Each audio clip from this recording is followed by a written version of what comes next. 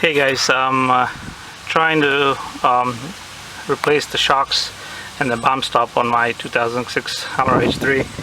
I want to make a video, see if anyone else was doing this and needed some help. So basically I've already finished the passenger side.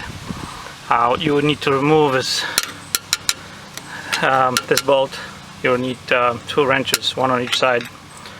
And then there's a nut here on the top you need to remove, and you also need to hold. You need 2 pieces, a wrench and maybe like a vice grips to hold the top so it doesn't spin. If you try to remove this nut, the whole shock is just going to continue to spin and you won't be able to do it. I actually, my threads were so rusted on the other side, I ended up taking a grinder and just cutting it on top here, maybe halfway up the threads. To remove the bomb stop, all you're going to do is basically push your screwdriver in here and try pushing it out. You could also put it from the bottom and pull like this. I'm not going to tape this whole thing. I'll just catch back with you when I'm done removing some of this stuff and show you what to do. Thanks.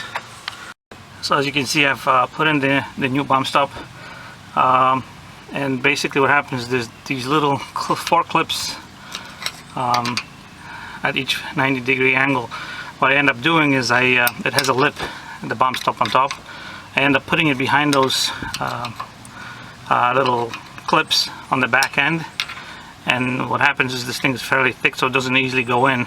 So once I have the two back ones snapped in, I just take the screwdriver and you push it from underneath here and it snaps into place. It's fairly simple, quick and easy. See, I'm now removing the bolts on the bottom. You can see I put a little vice grip wrench on the back end, and I have let's see, this is a 13/16 socket wrench on this end, and I did spray this 2 nights in a row with PB Blaster, all the nuts on my shocks, so actually they came off fairly easily. I'm not sure if I've even so sorry guys, I got cut off there, my battery ran out. So basically what I was saying is that I might have not even needed this breaker bar, I guess, pipe that I use actually used to use for fishing. I do. If I go shore fishing, you can stick this in the sand and put your fishing pole in it. I've used this many times for removing wheels and stubborn nuts, so I use that to remove this nut from the bolt.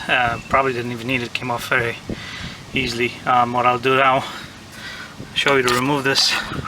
Probably maybe not be the best way, but I'll just hammer this out till it's flush,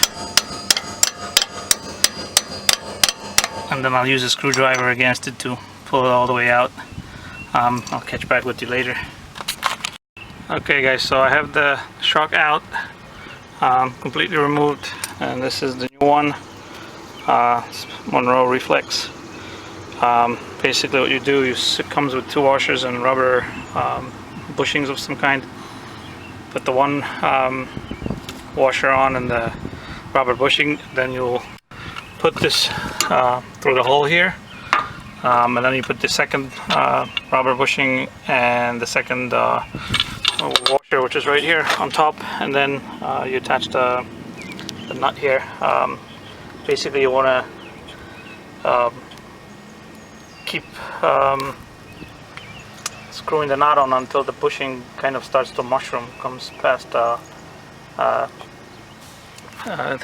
washer. Actually starts off already a little bit over the width of the washer, or exactly the same.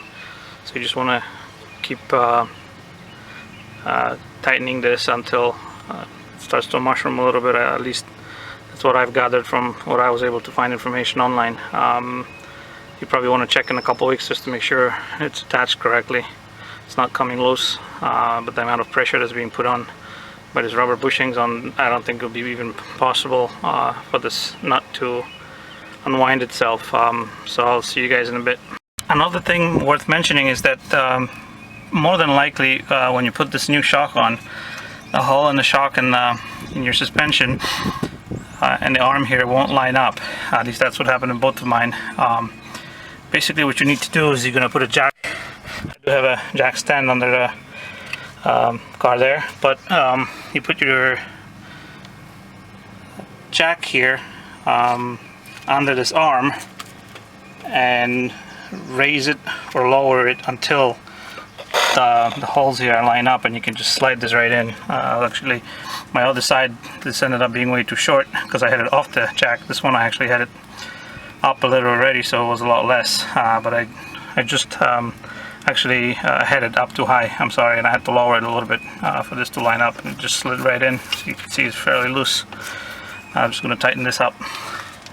Hey guys, as you can see, a new shock is in place. The whole job for just the driver's side today, because I finished passenger yesterday, was maybe an hour. I did end up, actually, I want to show you, it was just a nightmare trying to even remove this, so I cut this top as well, right at the top washer, as you can see, and it just came right out. There was no point of playing of trying to remove it because it was just rusted to a point where it wouldn't budge. You might want to measure once you're done. I can see here this is mushrooming a little bit coming past the washer, but you might want to measure to make sure there's enough, the same length of thread on both sides of the car before you're done. See, this is attached, the new bump stop. I think the dealer also calls this auxiliary, I can't remember what the name they used at the dealer when I purchased them. Something about auxiliary suspension part, or I'm not sure, but it's a progressive bump stop, I think is one name it goes by, and it's just a rubber piece that stops the car from bottoming out. This actually, when you put the tires on and I let the car down, this is going to lay down on this piece here, rest on it. At least in the H3 it does. I've seen my neighbor's truck that's actually up higher, a little bit past it, so I guess it depends on the car. And this is pretty much it. I'm going to put the wheels back on and I'm done. I mean, the whole job for the shocks on front shocks on this car, both sides, shouldn't really take more than 2 hours, I think, if you're doing it together, maybe a little bit more. Try to do a video on the rear shocks when I do them the next couple of weeks. I haven't purchased them yet, but I'm planning to do, as my car will be 10 years old in November, and this is the first time I'm replacing them, and the old ones are just completely shut from what I can see. Take care.